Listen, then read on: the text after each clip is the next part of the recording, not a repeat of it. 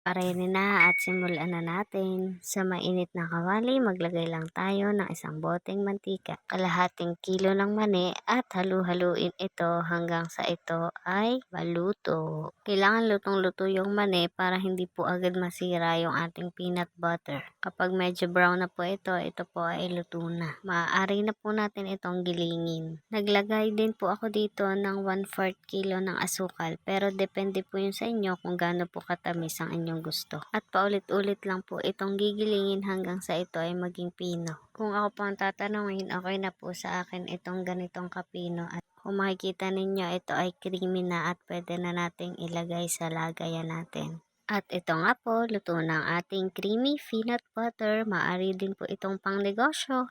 Ano pang hinihintay ninyo? Ay parene na kayo at tayo ay magkakape. Ay magdadala pala kayo ng tinapay at walang tinapay din sa amin.